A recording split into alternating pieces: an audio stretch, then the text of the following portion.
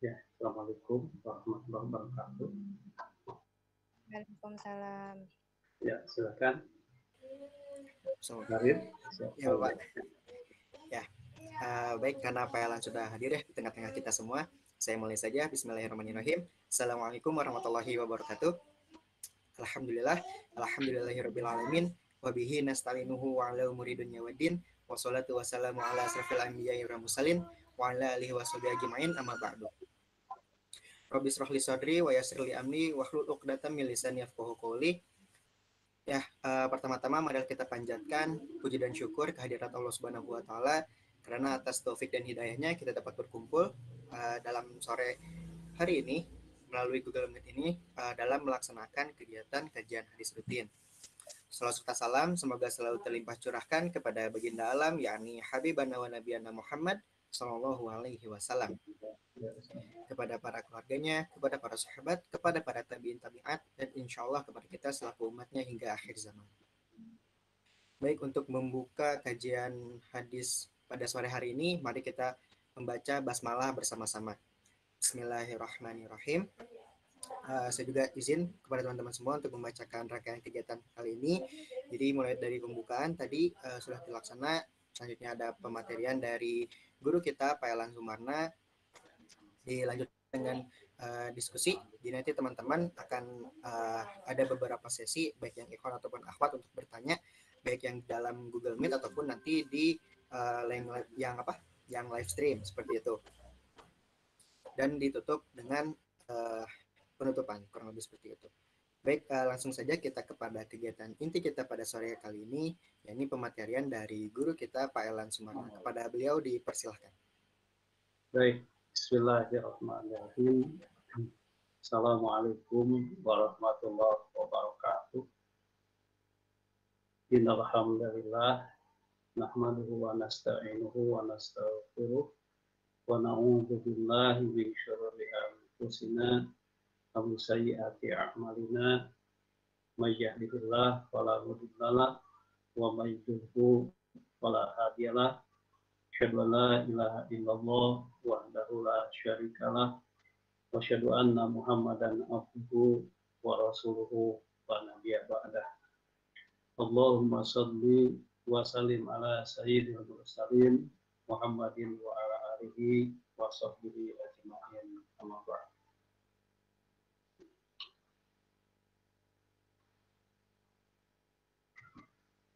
Ayyuhal hadirun,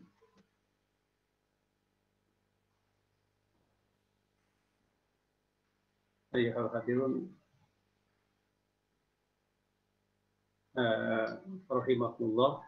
Alhamdulillah pada sore hari ini kita masih diperkenankan oleh Allah Subhanahu wa taala untuk kembali menyauk cahaya ilahi, yakni kajian kita kepada al-hadis,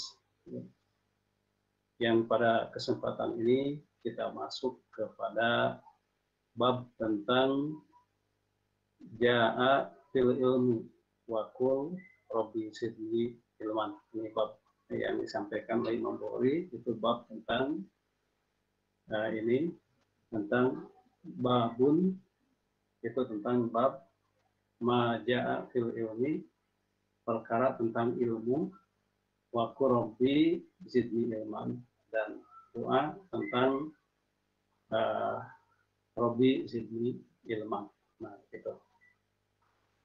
Hadirin rahimahullah, dimanapun Anda berada, kita masuk pada hadis nomor 63. Jadi hadirin yang memiliki kitab hadis Bukhari-nya bisa dibuka, yaitu jilid pertama, nomor hadis nomor 63, bab tentang ma ja'a fil ilmi wa rabbi zidni ilman. Nah, bab tentang ini. Ya, hadirin sekalian, coba kita langsung, atau kalau hadirin bisa juga download di internet, ditulis saja kitab Sahih Bukhari, nanti muncul lengkap, baiknya PDF-nya. Nah, kemudian kita download saja hadis Bukhari itu. Nah, dibuka, hadis nomor 63. Kita baca hadirin sekalian.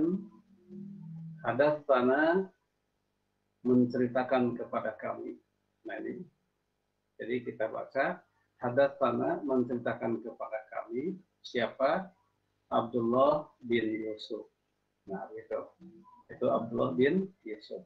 Nah, seperti biasa, barangkali hadirin yang baru bergabung, kita mengulang sejenak bahwa kajian kitab dengan kajian maksudnya kajian Al-Quran dengan kajian hadis berbeda.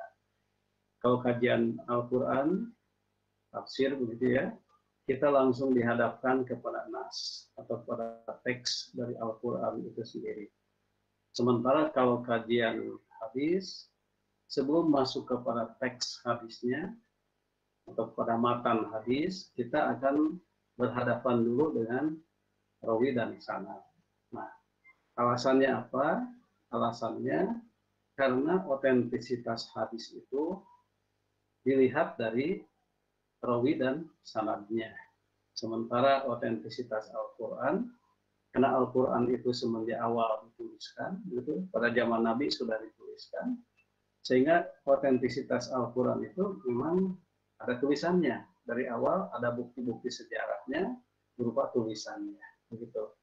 Nah, berbeda dengan hadis. Hadirin sekalian, kalau hadis itu semenjak awal tidak dituliskan, tetapi diriwayatkan dari hafalan sahabat yang satu ke hafalan berikutnya.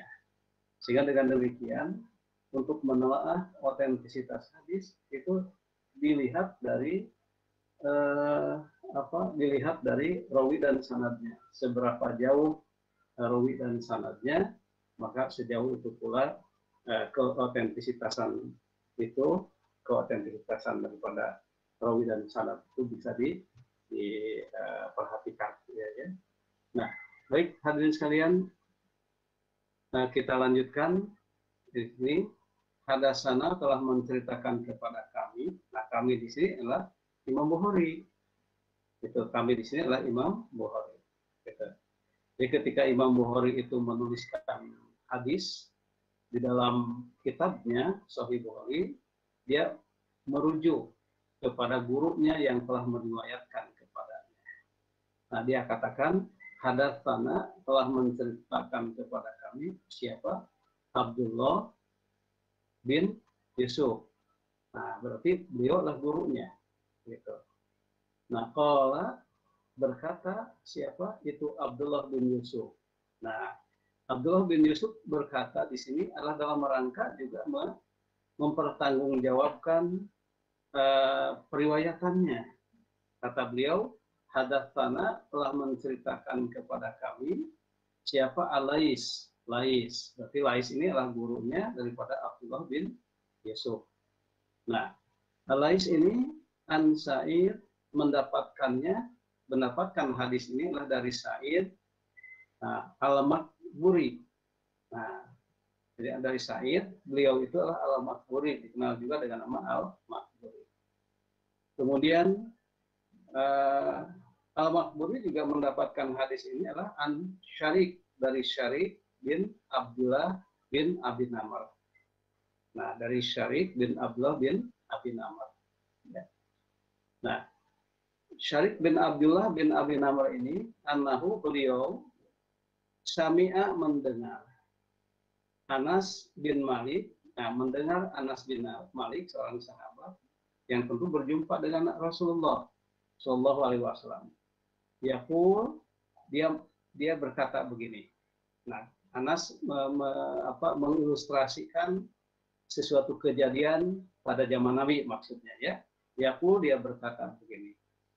Bainama, saat itu kami maksudnya julusun ma'an Nabi Shallallahu Alaihi Wasallam. Saat itu kami tengah duduk-duduk, julusun tengah duduk-duduk ma'an Nabi Shallallahu Alaihi Wasallam. Tengah duduk-duduk bersama Nabi Shallallahu Alaihi Wasallam fil masjid, di masjid itu, ya. Nah, dakhala rajulun, tiba-tiba datanglah seseorang. Ya, datanglah seseorang ala jamal menunggangi unta begitu. Jadi datanglah, masuklah seseorang menunggang unta, masuk ke dalam masjid maksudnya. Fa'anakohu, lantas dia itu anakohu, memarkirkan kalau kendaraan itu, kemudian dia turun dari unta dan memarkirkan unta tadi, ya, menempatkan unta tadi fil masjid, di dalam masjid tadi. Masjid tadi, summa ala qalahu, kemudian mengikatnya. Nah, begitu. Jadi ketika kata Anas, kami itu ketika tengah duduk-duduk santai-santai bersama Rasulullah di dalam masjid, tiba-tiba masuklah seseorang, ya, mengendarai unta dan masuk ke dalam masjid, kemudian memarkirkannya dan kemudian mengikatnya, begitu ya, mengikat unta tadi. Kemudian qala, berkata orang tadi lahum, kepada para sahabat yang tengah berkumpul bersama Nabi tadi. Nah, apa katanya? Ayyukum Muhammadun, ya, di manakah Muhammad? Adakah Muhammad di antara kalian? Begitu ya, kalau bahasa terjemah bebasnya. Nah, wan Nabi Shallallahu Alaihi Wasallam, sedangkan Nabi Shallallahu Alaihi Wasallam, kata Anas, itu mutaqiun, tengah bersandar, ya, tengah bersandar, baina zohro naihim, bersandar, saling bersandar dengan para sahabat, kita sandar menyandar, ya, Nabi itu menyandari mereka, begitu ya, begitu. Fakulna, maka kami berkata, kami menjawab pertanyaan si rojul tadi, orang yang datang tadi. Apa jawaban para sahabat tadi? Hal darojul, inilah laki-laki inilah yang bernama Muhammad itu, al-abiyadu, yang putih kulitnya, ya, al-abiyadu, yang putih kulitnya, al-mutaki, yang tengah bersandar tadi. Nah, kata para sahabat, Muhammad itu yang ini, yang putih kulitnya, yang tengah bersandar tadi, begitu. Nah, faqala, lantas berkata orang tadi, si rajul tadi, lahu, kepada Rasulullah, ya, ya. Faqala lahu, berkata kepada Rasulullah, siapa ar-rajul, orang tadi. Apa pertanyaannya atau perkataannya? Ya bana Abdul Thalib. Nah, ini perkataannya. Wahai ibnu Abdul Thalib, wahai anak Abdul Thalib, ya. Nah, faqala, lantas berkata lahu, kepada orang tadi, siapa? Nabi Shallallahu Alaihi Wasallam.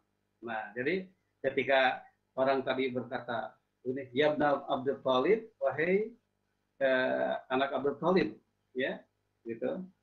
Nah, kemudian Nabi SAW menjawab langsung, qad ajab tuha, aku akan menjawabmu, kata Rasul. Jadi seperti gayung bersambut, gitu ya. Ketika orang tadi berkata, wahai ibnu Abdul Thalib, Rasul kemudian menjawab, aku akan menjawabmu, gitu ya. Nah, faqala rajul, lantas si rajul tadi berkata lagi, lin Nabi Shallallahu Alaihi Wasallam, berkata lagi kepada Nabi Shallallahu Alaihi Wasallam.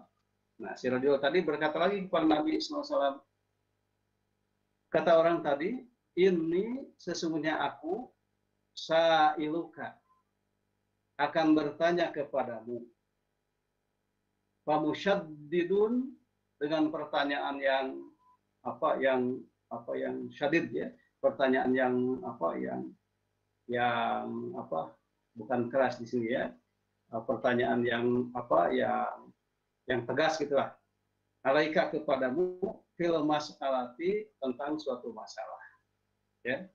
Jadi kata orang tadi, saya akan bertanya kepadamu persoalan yang sangat keras, persoalan yang sangat urgen, ya, ya. Falatajid, karena itu falatajid, maka janganlah engkau mendapati alaya, atasku, fi nafsika, berada pada dirimu. Maksudnya begini kalimatnya.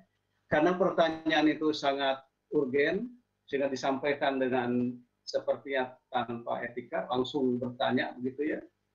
Maka janganlah engkau marah kepadaku. Begitulah kalimat terjemahan bebasnya. Ya. Faqala, kemudian Rasulullah menjawab, ya, sal amma bada laka.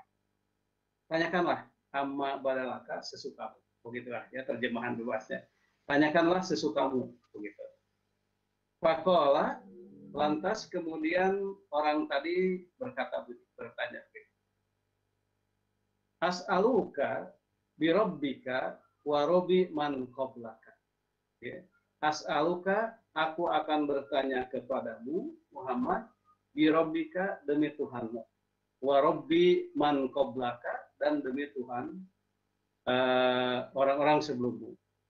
Nah, kata dia, apa pertanyaannya?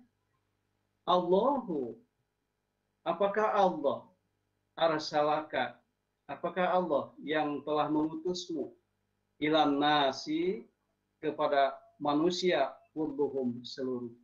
Ini pertanyaannya. Nah, faqala, lantas Rasulullah menjawab, Allahumma, ya Allah, na'am, betul, kata Rasul dengan tegas, tidak begitu.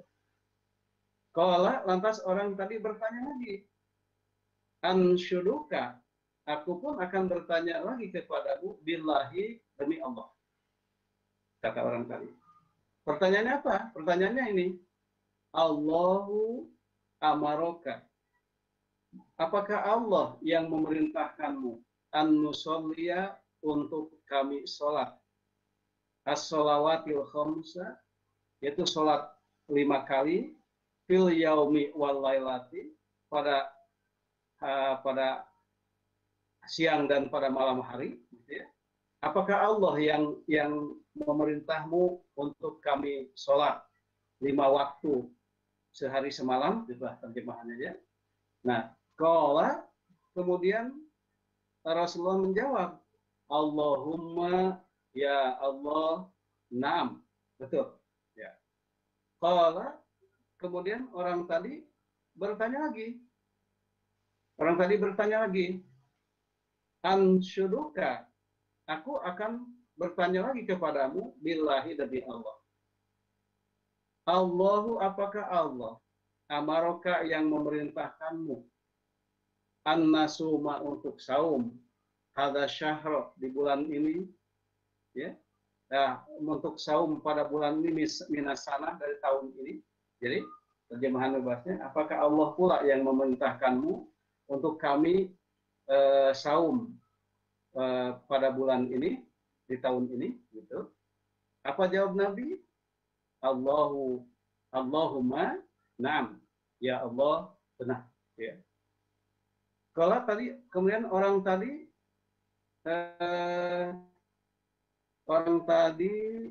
kemudian bertanya lagi, ansyuduka, aku bertanya kepadamu, bila, demi Allah. Pertanyaannya apa? Allahu amaroka, apakah Allah pula yang memerintahkanmu anta khuda, untuk apakah Allah pula yang memerintahkanmu untuk anta khuda bihi, untuk membawa, ya, untuk mengajarkan, gitu ya, semua itu. Nah, kemudian maksudnya, apakah Allah pula yang memerintahkanmu anta khuda, untuk mengambil, maksudnya untuk mengambil hal di sedekah daripada zakat ini. Jadi maksudnya, apakah Allah pula yang mewajibkan sedekah, mewajibkan berzakat, ya, mengambil zakat min agniya ina, yang diambil dari para hartawan kami, ya. Kemudian fataksimaha ala fuqaraina, dan kemudian membagikannya kepada kaum fakir di antara kami. Begitu. Apakah Allah pula yang memerintahkanmu untuk mengambil harta sedekah, untuk mengambil zakat dari para orang kaya kami dan dibagikan kepada orang-orang fakir di antara kami? Faqala Nabiyyu sallallahu alaihi wasallam, lantas Nabi juga menjawab, Allahumma na'am. Ya Allah, na'am, betul. Faqala rajul, nah orang tadi bertanya lagi, berkata lagi, amantu, kalau begitu aku iman, bimajita, dengan apa yang kau bawa, ya, bihi, dengan hal itu. Jadi aku iman dengan risalah yang kau bawa. Wa ana, dan aku ini, kata orang tadi, adalah rasulu man waroi. Aku ini adalah utusan dari orang-orang yang berada di belakangku, min kaumi, dari kaumku. Wa ana, aku ini adalah Dimamu benu Fa'labah. Aku ini namanya adalah, aku bernama adalah Dimam bin Fa'labah. Aku ini adalah aku Bani Sa'id bin Bakar. Dan aku ini adalah saudara daripada Bani Sa'id bin Bakar. Nah, sampai sini hadisnya. Hadis kalian, hadis ini diriwayatkan pula oleh Musa bin Ismail, oleh Ali bin Abdul Hamid, dari Sulaiman bin Mughirah, dari Sabit, dari Anas, dari Nabi Shallallahu Alaihi Wasallam bihada, dengan lafaz ini. Begitu. Jadi ada dua jalur, begitu jalur periwayatannya. Nah, hadirin sekalian, ini terjemahan bebasnya, ya, terjemahan bebasnya. Hanya sebelumnya ini ke Farid, masih terdengar suara Bapak Farid?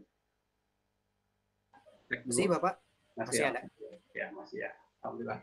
Hadirin sekalian, jamaah rahimakumullah, terjemahan bebasnya ini bisa dipotong, gitu ya. Nah, kita lihat, kita baca terjemahnya boleh. Abdullah bin Yusuf mengabarkan kepada kami, katanya, mengabarkan kepada kami Alais dari Sa'id, dan dia adalah Al-Maqburi, dari Syarik bin Abdullah bin Abi Namir, bahwa ia mendengar Anas bin Malik bercerita. Kata Anas bin Malik, ketika kami sedang duduk-duduk di masjid bersama Nabi Shallallahu Alaihi Wasallam, masuklah seorang lelaki yang datang dengan menunggang unta. Lalu dia memarkirkan untanya di masjid, lalu menambatkannya. Kemudian ia berkata kepada mereka, siapakah di antara kalian yang bernama Muhammad? Tadi pertanyaannya kan, ayyukum Muhammadun? Siapakah di antara kalian yang bernama Muhammad? Nah, kemudian sementara itu Nabi Sallallahu Alaihi Wasallam yang ada di antara mereka itu tengah duduk-duduk bersandar di tengah-tengah mereka. Ya, gitu. Kami pun berkata, yang bernama Muhammad itu adalah dia, laki-laki yang berkulit putih yang sedang duduk bersandar itu. Nah, gitu ya. Ditunjukkan itu dia Muhammad yang kulitnya putih yang tengah bersandar, begitu. Ia berkata kepada beliau, orang tadi kemudian berkata kepada beliau, kepada Rasulullah yang tengah bersandar, hei Ibnu Abdul Muthalib. Nah, begitu. Nabi menjawab, aku mendengar perkataanmu. Ya. Lalu lelaki itu berkata kepada Nabi SAW, sesungguhnya aku akan bertanya kepadamu dan benar-benar meminta jawaban darimu. Nah, tadi yang musyaddidun tadi ya, itu terjemahan pasnya begitu. Jadi, kata laki-laki tadi, aku akan bertanya kepadamu dan benar-benar akan meminta jawabanmu. Ya. Karena itu janganlah Anda marah terhadap diriku. Nah, Nabi kemudian menjawab, ya, tanyalah apa yang kau suka. Nah, ia bertanya, aku bertanya kepadamu atas nama Rabbmu dan Rabb orang-orang sebelummu. Benarkah Allah yang mengutusmu kepada seluruh manusia? Nah, Rasulullah menjawab, ya, ya Allah benar. Nah, ini terjemahan dari Allahumma na'am, ya. Allahumma, ya Allah, Nah, benar pertanyaan itu atau pernyataan itu. Gitu. Kemudian dia berkata lagi, aku bertanya kepadamu atas nama Allah. Benarkah Allah yang menyuruhmu agar kami mengerjakan sholat 5 waktu dalam sehari dan semalam? Nah, Nabi kemudian menjawab, ya Allah, benar. Ya Allahumma, na'am. Dia bertanya lagi, aku bertanya kepadamu atas nama Allah. Benarkah Allah yang menyuruhmu agar kami berpuasa pada bulan ini setiap tahun? Ini pertanyaan orang tadi. Nabi menjawab, ya Allah, benar. Nah, Allahumma, na'am. Kemudian ia bertanya lagi, aku bertanya kepadamu atas nama Allah. Benarkah Allah yang menyuruhmu agar engkau mengambil zakat dari orang-orang kaya untuk engkau bagikan kepada orang-orang miskin? Nabi Shallallahu Alaihi Wasallam menjawab, Allahumma, na'am. Maka lelaki itu kemudian bertanya lagi, atau berkata lagi, aku beriman kepada ajaran yang kau bawa, dan aku adalah utusan kaumku. Jadi aku ini sebenarnya merupakan utusan kaumku yang berada di belakangku. Namaku adalah Dimam bin Ta'labah, saudara dari Bani Sa'ad bin Bakar. Nah, gitu hadis sekalian. Nah, insya Allah soft filenya nanti bisa bagi hadirin sekalian yang membutuhkan soft filenya, membutuhkan file dari ini bisa diminta di panitia begitu. Nanti Farid menyampaikan ke siapanya ya. Baik, hadirin sekalian, kita lihat penjelasan hadisnya. Ya, kita lihat penjelasan hadisnya. Yang pertama, adanya kebolehan hewan ternak, ya, kebolehan hewan ternak yang dalam hadis tadi adalah unta, ya, untuk masuk ke dalam masjid. Tapi ada syaratnya. Syaratnya apa? Syaratnya agar air kencing dan kotoran hewan tadi harus air kencing dan kotorannya suci, begitu, ya. Nah, begitu. Jadi memang zaman Nabi ada beberapa jenis hewan ternak yang yang bisa masuk ke masjid, dibawa masuk ke masjid. Nah, boleh saja, tapi syaratnya agar air kencing dan kotorannya suci, gitu, ya. Nah, yang kedua, nah coba kita lihat hewan ternak yang suci kotoran dan air kencingnya itu apa? Ya, di antaranya lah unta itu sendiri, hadirin sekalian. Unta itu sendiri, ya. Nah, unta itu air kencingnya, ya, bisa diminum, begitu. Air kencingnya bisa diminum, gitu. Nah, kenapa begitu? So, ada hadis Nabi juga dikeluarkan oleh Imam Bukhari. Nah, ini dikutipkan hadisnya, ya. Hadisnya nomor 233, bisa dilihat di teks langsung, ya, juga dikeluarkan oleh Imam Bukhari. Nah, ini hadisnya. An Anas bin Malik, diriwayatkan dari Anas bin Malik, qala, katanya, ya, katanya qadiman nasu min Uklin, ya. Jadi telah datang orang-orang dari suku Uklin, suku Ukal, ya, atau Urainah, atau dari suku Urainah. Nah, kemudian faztawau,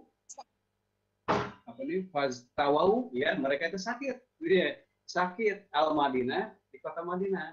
Jadi mungkin mereka itu tengah ziarah, akan berziarah kepada Rasulullah, akan menemui Rasulullah dari suku Uklin atau Urainah, tapi tiba-tiba mereka sakit di Madinah tadi, ya. Nah, apa kata Rasulullah? Fa'amarohum, Rasul memerintahkan mereka, ya. Nah, bilikohin untuk ke kandang unta, ya. Nah, memerintahkan mereka untuk masuk ke kandang unta, an yashrabu, agar mereka minum min abwaliha, dari air kencingnya, dari air kencingnya unta, ya. Nah, agar mereka minum dari air kencing unta, wa al baniha, dan dari susunya. Nah, begitu. Nah, jadi dengan demikian jelas air kencing unta itu adalah sesuatu, dan tentu saja kotorannya adalah sesuatu yang suci, tidak najis. Gitu.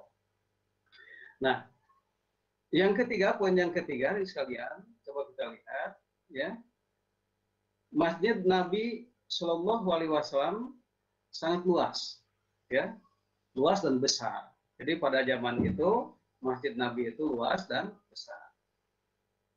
Namun, ini dulu ya, Masjid Nabi itu begitu, luas, besar, kemudian atapnya sedikit. Jadi yang beratapnya sedikit, begitu. Yang beratapnya sedikit. Nah, karena itu ada riwayat yang menyampaikan bahwa para istri Nabi dulu, ya, setelah Nabi wafat, mereka itu mendirikan kemah-kemah di dalam masjid untuk itikaf. Jadi ketika Nabi SAW wafat, kemudian para istri Nabi itu selalu itikaf 10 hari di bulan Ramadan itu dengan membangun kemah-kemah di dalam masjid. Begitu. Jadi di dalam masjid ada kemah-kemah, ada tenda-tenda, begitu ya. Gitu. Nah, yang keempat, hadirin sekalian, keadaan Nabi dan para sahabat itu hubungan sosialnya itu tidak ada pembeda apa-apa, ya, tidak ada bahwa ini Rasulullah dan ini sahabat dengan berbagai latar belakang itu kemudian dibeda-bedakan, tidak. Rasul dengan para sahabat itu satu padu saja, nyampur, satu padu. Bahkan dalam hadis tadi kan Rasul bersandar kepada mereka, ya. Tentu saja mereka pun saling bersandar, karena disandari ya bersandar, ya. Begitu. Nah, jadi Nabi itu tidak mengambil jarak dengan para sahabatnya itu, ya. Namun tetap di sini di antara mereka tetap terjaga, ya. Namun di antara mereka tetap terjaga untuk tetap apa istilahnya, ya, menjaga privasi di antara mereka. Begitulah kira-kira bahasanya, begitulah, ya. Nah, yang kelima, hadirin sekalian, warna kulit Nabi itu putihnya dominan. Nah, ini ya. Jadi bahkan dalam hadis lain itu digambarkan pipinya begini, rambutnya begitu, lengkung alisnya begitu dan sebagainya. Ada gambaran-gambaran Rasulullah itu seperti itu, ya. Bahkan di sini kulit Nabi itu dominan putihnya, begitu ya. Nah, hadirin sekalian, di mana saja Anda berada, kita masuk ke poin 6. Nah, kasarnya perangai orang Arab Baduy, orang Arab pegunungan itu seperti itu. Bertanya kepada Rasulullah dengan tegas, bukan tegas lagi, kasar malah, gitu ya.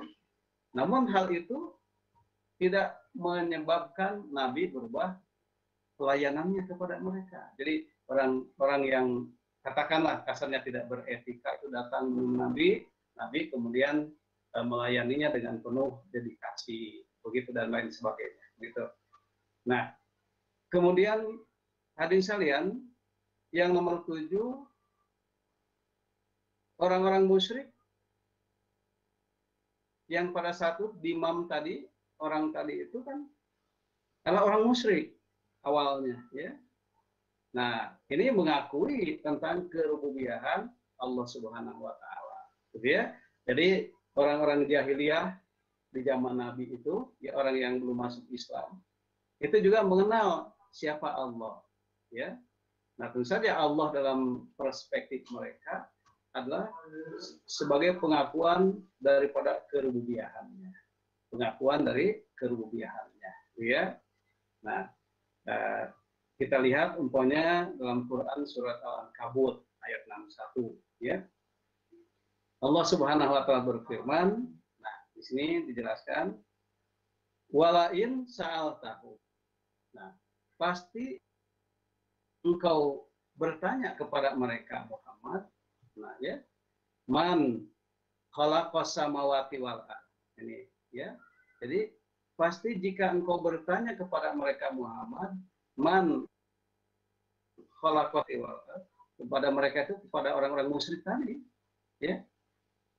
Siapa yang menciptakan seluruh langit dan bumi ini? Kemudian ditanyakan juga, wasakhara syamsa wal qamar, siapa pula yang menundukkan matahari wal qamar dan bulan? Nah, la yaqulunna, pasti ini ada lam taukid. Nah, lam taukid itu lam menunjukkan pasti. La yaqulunna, pasti mereka itu menjawab Allahu Allah, ya. Nah, jadi di orang-orang jahiliyah, orang-orang musyrik, orang-orang kafir itu ketika ditanya, ya, siapa yang menciptakan seluruh langit ini, yang 7 ini dan bumi ini, dan siapa yang menundukkan matahari dan bulan sehingga berputar pada porosnya masing-masing, itu la yaqulunna Allah, pasti mereka mengatakan bahwa pencipta semua itu adalah Allah. Fa anna yufakun. Nah, kemudian pertanyaan retorisnya, istifham inkarinya, ya, pertanyaan yang tidak butuh jawaban, ya. Fa anna yufakun, mengapa ya mereka bisa dipalingkan? Jadi ini pertanyaan ini membongkar habis persoalan apa sebenarnya yang menghalangi mereka untuk tidak menyembah kepada Allah. Kalau secara rububiyah mereka itu sangat ma'rifat tentang Allah itu pencipta seluruh langit dan bumi, ya, yang menundukkan matahari dan bulan, ya, sehingga berputar pada porosnya tadi. Mereka yakin bahwa itu yang menciptakan Allah. Kemudian pertanyaan retorisnya, istifham inkarnya, kenapa ya? Kok kemakrifatan seperti itu tidak lantas kemudian mereka menyembah kepada Allah Subhanahu wa taala, bahkan menyembahnya kepada batu, menyembahnya kepada yang lain-lain begitu. Nah, ini mungkin pertanyaan ini hadirin sekalian yang patut ya disampaikan kepada mereka. Ya, kalau kita sih tahu jawabannya. Jadi bahwa mereka itu hanya sampai kepada bertauhid yang sifatnya rububiyah. Sementara tauhid uluhiyahnya ya belum sampai. Mereka masih menolak Tuhan yang harus disembah, ya, bahwa Tuhan yang harus disembah itu Allah. Nah, di sini ada semacam komunikasi ya antara diri mereka dengan diri mereka sendiri, ya, bahwa mereka itu tahu Allah yang mencipta. Kenapa tidak kepada Allah mereka menyembah, kepada yang lain, yang notabene yang lain itu tidak menciptanya, tidak memberikan rezekinya, tidak menghidupkan dan mematikannya, tetapi yang disembah itu sesuatu yang selain itu. Mungkin pertanyaan ini juga berlaku juga kepada kita, hadirin sekalian, ya. Kita tahu Allah itu yang memberikan rezeki kepada kita, ya. Tetapi kenapa kita kok bergantung kepada selain Allah? Nah, itu semua itulah pertanyaan-pertanyaan itu bisa juga ditujukan kepada kita sebagai satu introspeksi diri kita, gitu. Nah, hadirin sekalian, kemudian dikatakan juga di sana bahwa risalah Rasul Allah itu, risalah Muhammad Rasulullah itu adalah untuk seluruh manusia. Artinya agama ini, Islam ini adalah agama universal. Nah, seperti kita ketahui hadirin sekalian, bahwa Islam itu juga mengakui keberagaman agama-agama. Islam mengakui ada agama Islam, ada agama yang lain-lainnya selain Islam. Namun dalam konteks bahwa selain agama Islam itu adalah sifatnya agama lokal. Sementara agama yang universal adalah agama Islam itu sendiri. Nah, selain agama Islam, lokal sifatnya. Gitu ya.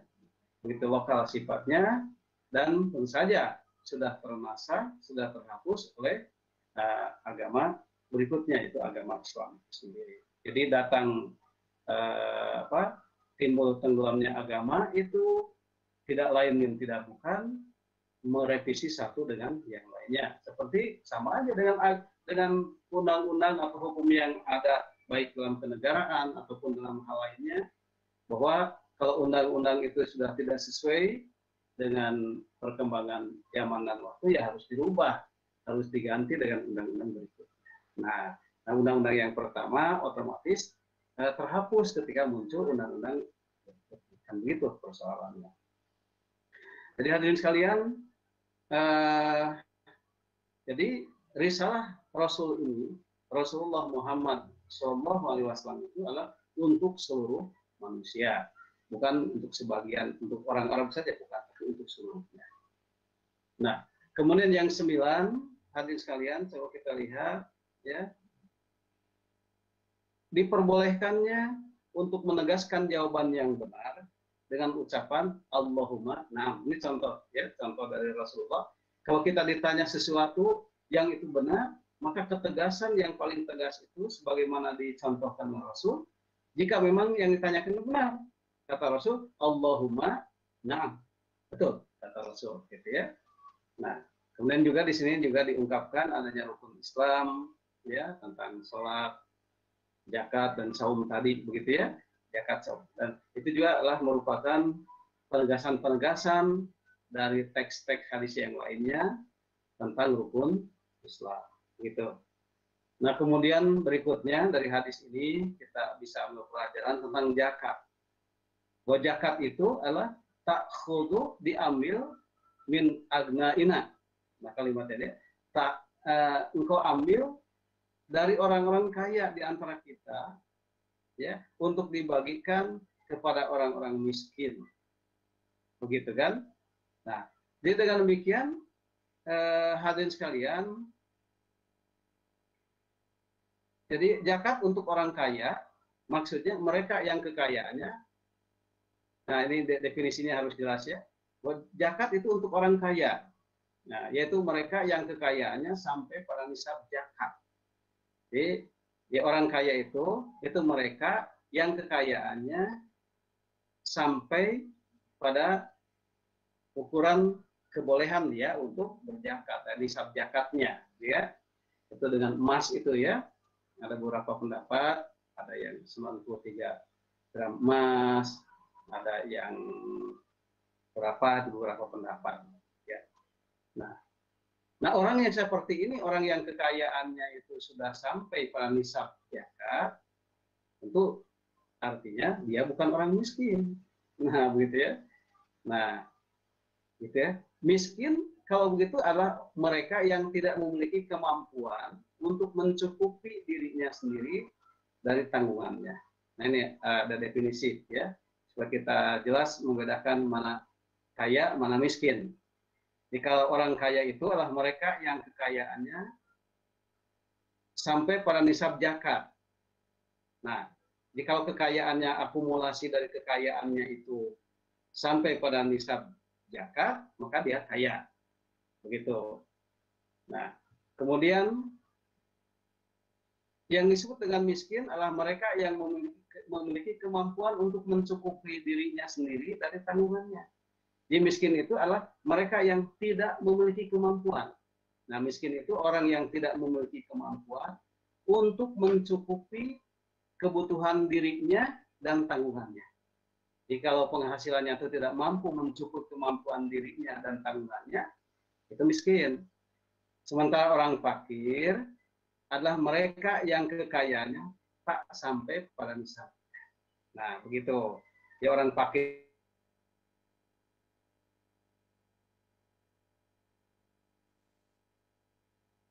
Islam dengan zakat ini adalah tidak boleh membebani, sehingga tak boleh ada beragam zakat kalau begitu, ya, karena prinsip hukum Islam itu tidak boleh membebani. Itu prinsipnya itu. Dan ini prinsip Islam ini juga sama dengan prinsip pada hukum positif, hukum nasional kita juga begitu sebenarnya. Kalau kita belajar hukum Islam, demikian juga kita membandingkan dengan hukum nasional, itu sama pada prinsip la yukallifullahu nafsan illa wus'aha. Jangan sampai membebani di luar kemampuannya. Nah, begitu. Sekarang banyak bermacam zakat ya. Demikian juga dalam kehidupan nasional kita juga diperbanyaklah beragam pajak ya, yang semua itu sulit, semakin sulit ya. Nah, terlebih kaum muslimin di Indonesia itu kan ada kewajiban zakat, ada kewajiban pajak, itu semakin repot jadinya gitu ya.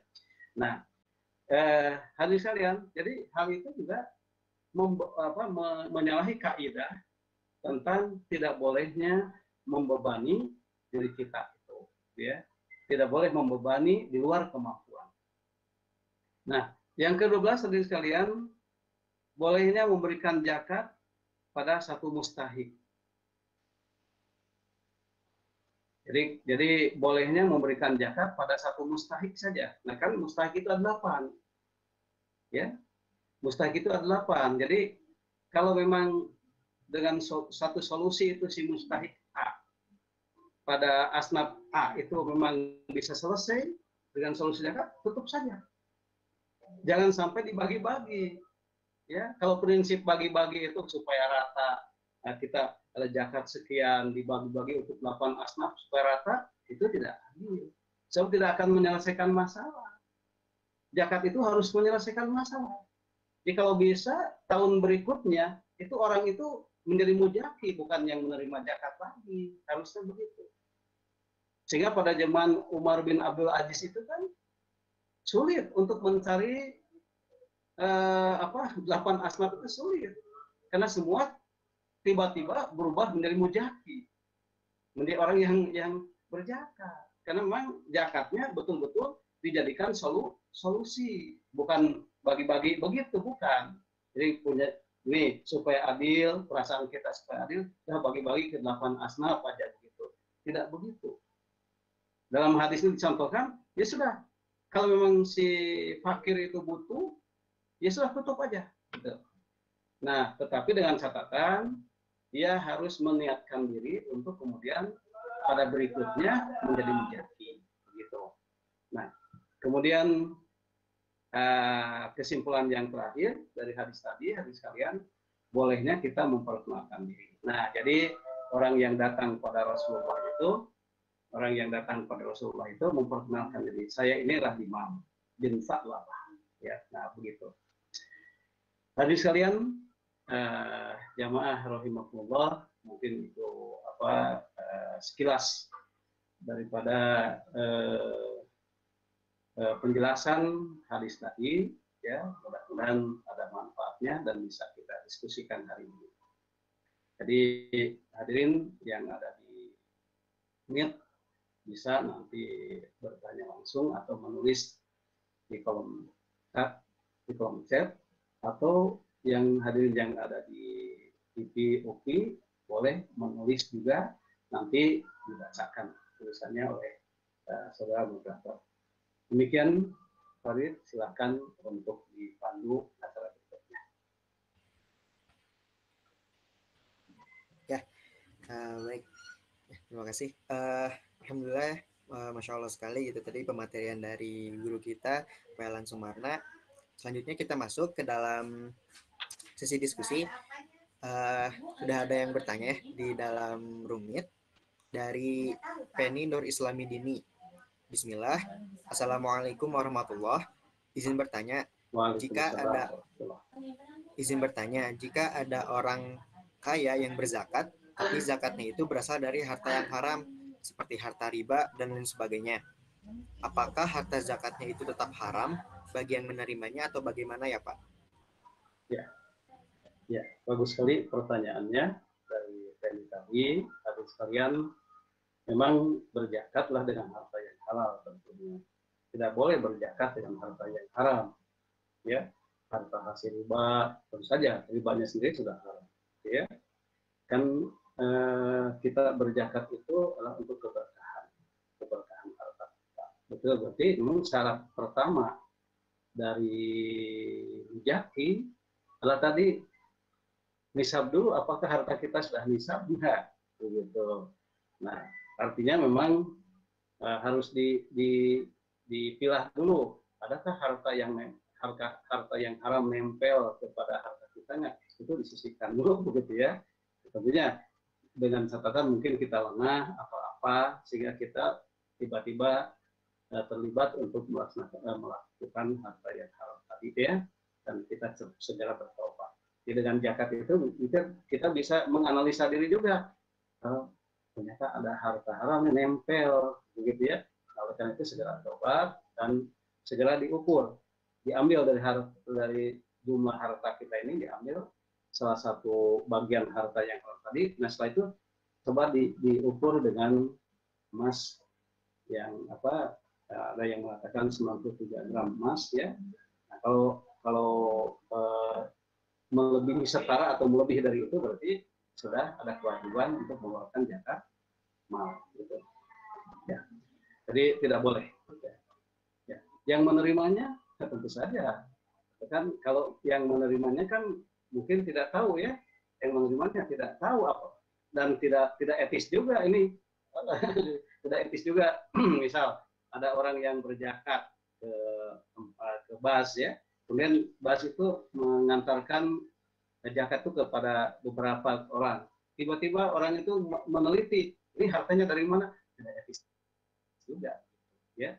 Nah, jadi ini tentu saja kalau kita tahu, nah ini kalau kita ini mustahik, misalnya si A itu mustahik, kemudian mendapatkan zakat dari ambil zakat, ya.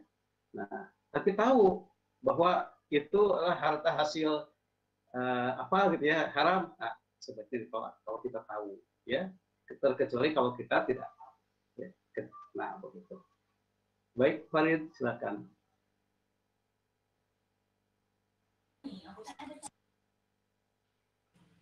Ya, baik. Terima kasih Bapak atas jawabannya. Bagi teman-teman yang mau bertanya lagi, yang di dalam room chat ataupun yang sedang menonton di live stream, boleh untuk yang menonton di live stream bisa langsung ketik aja ya pertanyaannya di kolom live chat.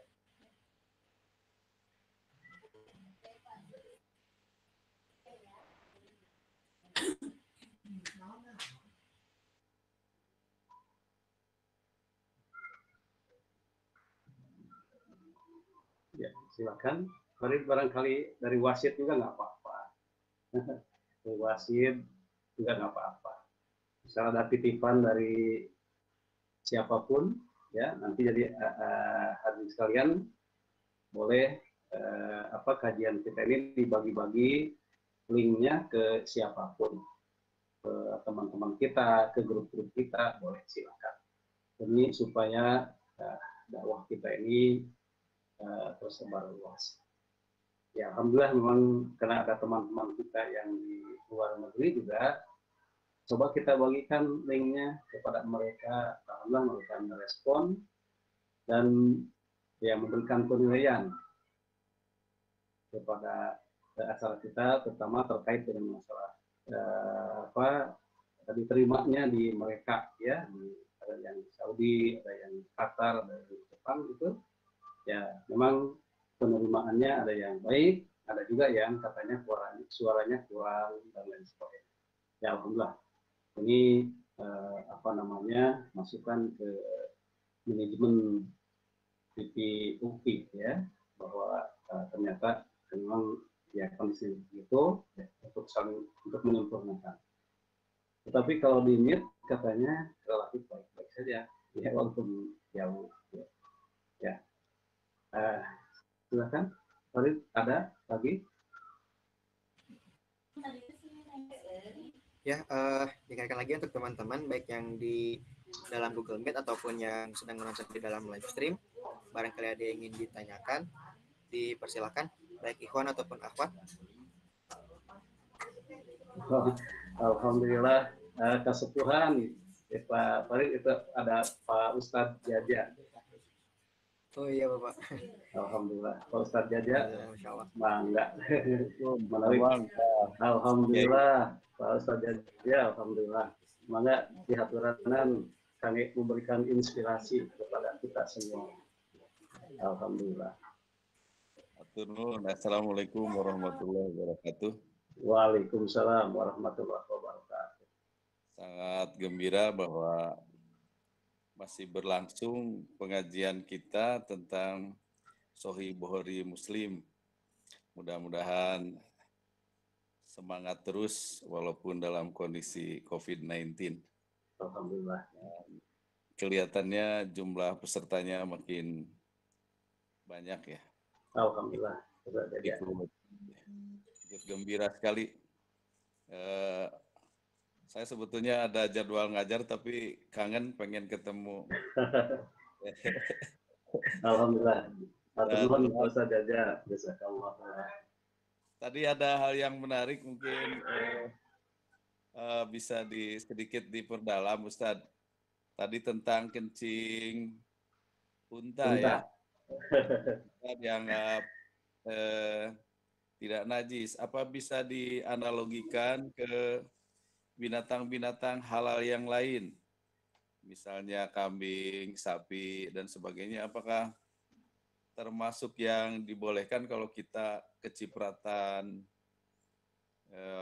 itu ya air seninya binatang yang halal kemudian kita mau sholat ya. Mohon pencerahannya Ustadz. Ya. Alhamdulillah. Ya. Langsung aja Farid ya. Iya. Ya. Alhamdulillah. Jazakallah khairan kepada Pak Ustadz Jaja. Beliau hadirin sekalian adalah yang merintis kajian ini, samping Pak Kiai Dudung yang dulu memfasilitasi program ini. Terima kasih Pak Haji Dudung, Pak Kiai Dudung. Tapi Mustami yang merintis itu Pak Ustadz Jaja dulu. Pak Jaja itu merintis dari awal sampai alhamdulillah hari ini. Mudah-mudahan memberikan balasan yang terbaik untuk Pak Jaja dan Pak Haji Dudung yang telah memberikan fasilitas untuk kita. Baik, hadirin sekalian, tadi yang disampaikan Pak Ustadz Jaja tentang kencing unta tadi. Memang pertama yang harus kita lihat bahwa masjid zaman Nabi itu secara budaya masjid zaman Nabi itu seperti itu. Jadi amat sederhana sekali. Jadi luas, bangunannya luas, kemudian atapnya hanya sebagian aja yang di atap, diberi atap dari pelepah kurma gitu. Jangan dibandingkan dengan masjid zaman kita sekarang gitu. Nah, oleh karena itu sesuai dengan budaya saat itu, maka orang-orang yang datang itu juga pakai sandal begitu, pakai sepatu. Ada juga yang kemudian tadi dikabarkan dalam hadis tadi ada yang menunggang unta sambil untanya bawa masuk ke masjid gitu. Nah, kemudian dikabarkan juga bahwa ada beberapa orang yang datang kepada Rasulullah untuk mempelajari ilmu agama ini, kemudian sakit di Madinah tadi. Mereka sakit, kemudian oleh Rasulullah disuruh untuk datang ke kandang unta, meminum air kencingnya dan susunya. Nah, berarti kesimpulannya memang para ahli fikih itu menyimpulkan bahwa ada binatang-binatang yang kotorannya tidak najis, air kencingnya tidak najis, salah satunya unta. Nah, tentu saja, apakah ada unta saja? Tentu ada beberapa yang terpelihara makanannya seperti makanan unta, mungkin itu Pak saja ya. Kalau unta kan tidak mungkin makan kotoran ya, tapi kalau misal kucing, bukan kucing, ayam, misal ayam. Nah kalau ayam, nah gitu ya, kita tahu ayam itu juga makan kotoran, ikan juga makan kotoran juga, sehingga kalau kita tahu bahwa di empang kita itu ada ikan yang misal di salah satu daerah di kita ya, itu membangun klosetnya bahwa di atas kolam itu ya, kemudian kita makan ikan itu, maka ikan itu jangan dimakan kan, harus diisolasi dulu, bahasa kitanya diisolasi dulu 1 minggu kira-kira ya, 1 minggu diisolasi dulu, baru kemudian boleh dimakan. Nah jadi binatang ternak mana saja yang seperti itu, yang kotorannya tidak najis, air kencingnya tidak najis, adalah tentu saja adalah binatang-binatang ternak yang perawat makanannya, gitu. Unta atau apapun bisa kita lihat dari sisi makanannya, gitu. Itu diantaranya mungkin Pak Jaja. Jadi, tetapi tentu saja kita lihat di sini hadirin sekalian bahwa sepertinya harus ada penelaahan lebih lanjut, karena sesungguhnya Rasulullah memerintahkan harus dimakan, harus diminum air kencingnya, juga air susunya. Kita curiga dari sisi ini, mungkin Rasul mengetahui bahwa ada, kalau air kencingnya saja diminum, nah itu masalahnya. Tapi kemudian dibalancekan dengan air susu, itu mungkin kalau saja itu kita curiga ini ada, maksudnya Rasul sendiri tahu bahwa yang namanya itunya air kencing kan begitu ya. Oleh karena itu, karena air kencing itu obat dan supaya bisa meminimalisir dampak-dampak negatifnya, maka dibalancekan dengan itu tadi, dengan air susunya, begitu.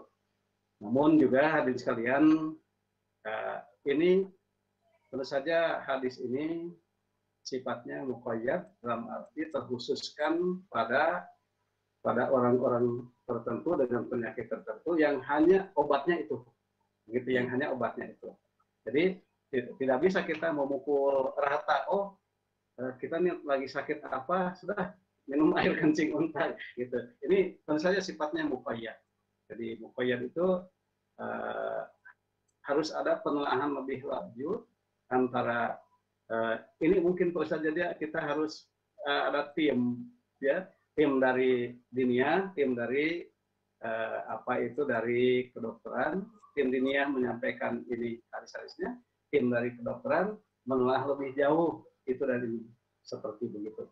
Nah jadi itu yang pertama. Jadi tetapi jangan juga hadirin sekalian kita membawa binatang ternak masuk ke Masjid Al-Furqan misal, atau ke masjid manapun, jangan. Karena persoalannya jangan ini, oh ini sunahnya kan zaman Nabi itu unta dibawa ke masjid. Jangan juga begitu, sebab kita lihat juga persoalan budayanya. Bahwa budaya zaman Nabi itu seiring dengan perkembangan budaya bangunan gitu, kondisinya sederhana begitu. Jangankan karpet, lantai pun juga tidak ada. Hadirin sekalian, dia zaman Nabi itu tanah saja. Gitu. Nah, jadi kalau Nabi sujud itu selalu membekas di dahinya itu kalau kata orang Sunda cilencang, kata orang Sunda. Jadi air hujan itu ya, air hujan itu. Nah begitu. Nah jadi kalau masjid sekarang dimanapun, masya Allah ya, bagus. Ya. Tidak etis lah membawa unta atau membawa binatang ternak domba ke dalam masjid. Nah, itu sudah tidak etis lagi, ya. Karena persoalan budaya yang berbeda. Ya, itu mungkin sami-sami Pak Ustaz Jaja bisa kalau silakan Farid. Ya, mungkin selanjutnya dari teman-teman yang di live YouTube ya, ada satu orang nih Pak yang bertanya, katanya dari Rizky Akbar Perdana. Bismillah, izin bertanya, bagaimana hukum zakat profesi? Ya, baik. Zakat profesi ya. Jadi ini kan ada dua pendapat. Ada yang membolehkan, ada yang tidak membolehkan. Yang membolehkan itu, zakat profesi itu kan hasil pemikiran para cendekiawan Muslim hari ini, gitu ya. Sementara ulama-ulama tempo dulu itu tidak merumuskan.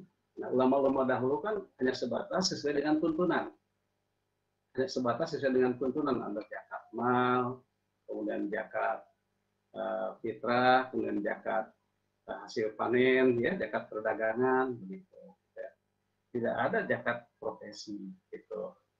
Nah, kemudian ketika kita telaah, ya, bagaimana itu zakat profesi?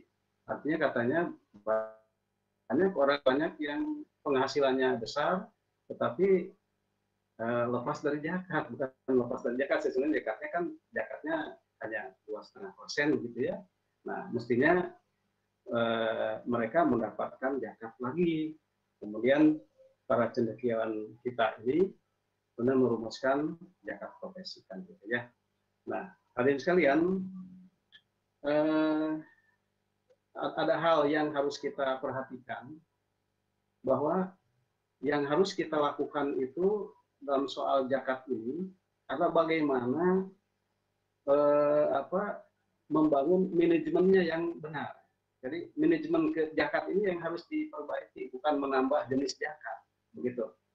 Jadi, kalau saya berpendapat, hadirin sekalian, jadi yang dipersoalkan itulah manajemen penyelenggaraan dan pengurusan zakat itu yang harus diperhatikan, bukan menambah-nambah macam-macam zakat. Nah, jadi kalau zakat ini tambah-tambah, ada zakat yang lain, ada zakat ini, zakat itu dan sebagainya, tidak akan menyelesaikan masalah.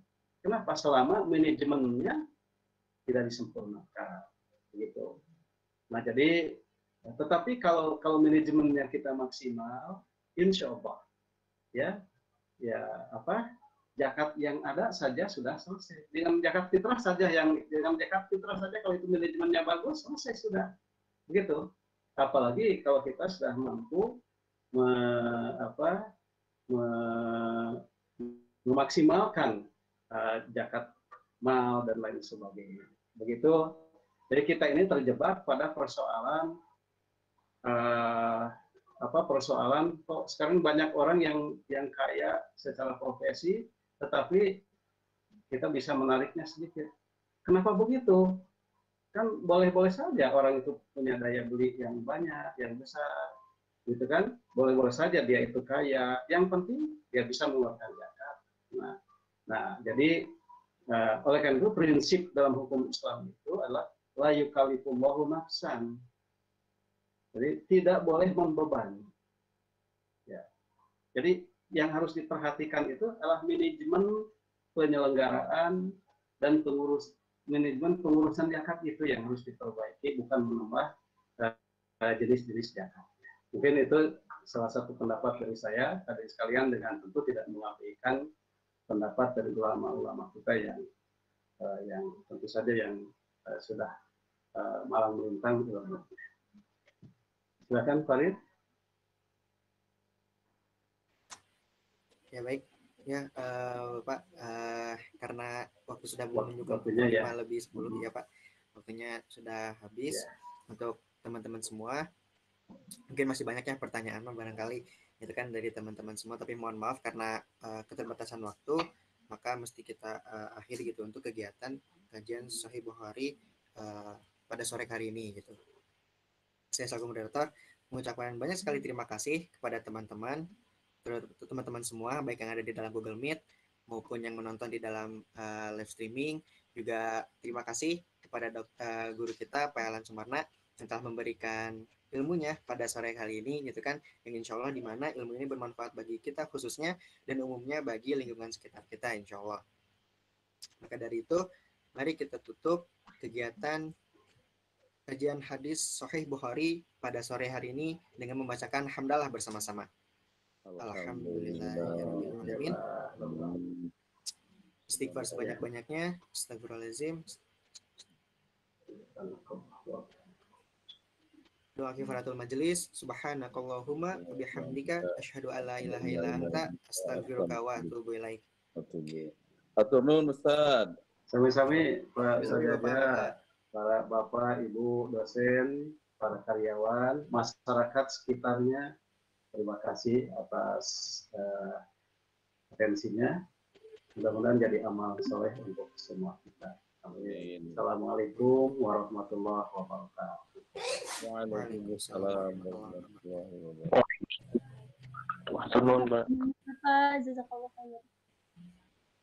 Turun, Pak.